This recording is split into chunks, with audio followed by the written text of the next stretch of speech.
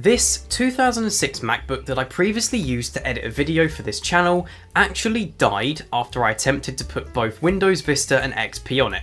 Here's what happened. Thank you so much for 200 subscribers. If you're interested in talking to me directly or joining a growing community, consider joining the Discord server. A link is in the description below. If you haven't seen my other video on this MacBook, it's a pretty generic late 2006 model that I used to edit a video for this channel.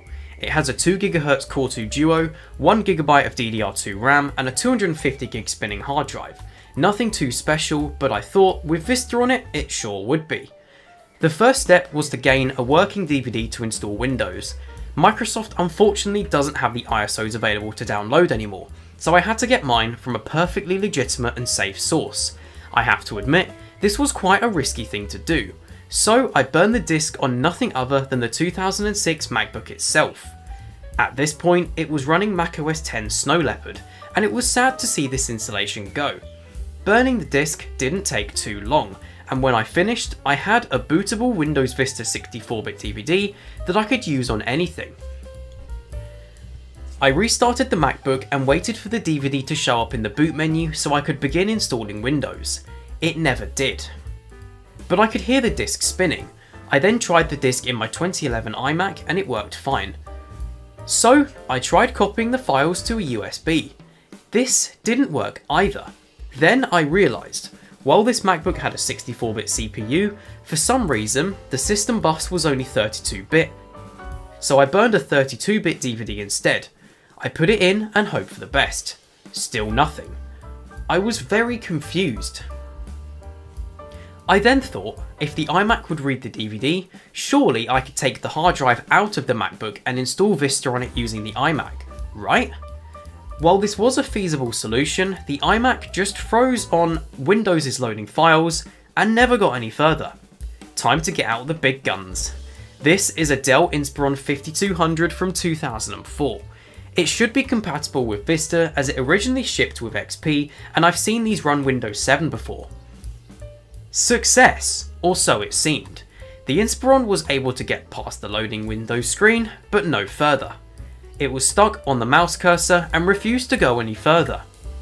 I then had another idea that could work. I booted it into its Windows 2000 installation and tried to run the upgrade utility from the DVD. This still didn't work, so I was out of ideas for the Inspiron. This is my Lenovo netbook from around 2005 to 2006. It doesn't have a DVD drive, so I was hoping I could run the installer from a USB. It's the right age to run Vista, so I gave it a shot. Still nothing. Admittedly, at this point, I was sort of running out of hope for the old MacBook. Nothing was working, but then I remembered I had a 2007 Mac Mini in my drawer. I hooked it up to a monitor and tried booting from the DVD. If I could get into the installer, I could install Vista over USB to the MacBook's hard drive like I wanted to do with the iMac. It didn't detect it in the boot menu right away, so I restarted and held down the C key. This worked, and all the files started to load. I was really getting my hopes up at this point. It got past all the issues I had experienced already and was about to load Windows when...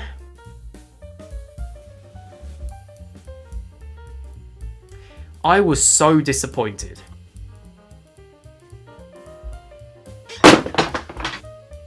I then completely gave up all hope and decided to install XP instead. I love XP, and now I hated Vista because it didn't work.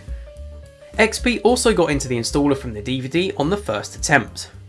I erased the hard drive and the basic files copied with no issues. I started filling out the setup information. This was great. I was finally in Windows of some kind. All I had to do after installation was install the boot camp drivers from an OS X DVD and I was set. Finally, some success had come. I then noticed the MacBook was running surprisingly loud. I had experienced issues with it before, but not this badly. Then, all of a sudden,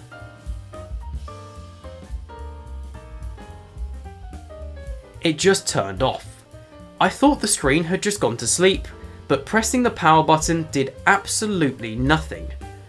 I then felt the bottom where the CPU was, and it was roasting. So much so that I couldn't keep my hand on it. It's been well over a day since this happened, and the MacBook still shows absolutely no signs of life. It fried itself. I guess it must have known what I was trying to do. The original plan was to get XP working and then install Vista in a future video. It must have overheard me and said no, so decided to fry itself instead. In all seriousness, I think the thermal paste on the CPU is just gone, and for some reason it didn't cut itself off from the heat, it just died instead. I'll definitely be making a video trying to fix this in the future. Please let me know in the comments if you want to see that. You can also let me know in the Discord server, feel free to join.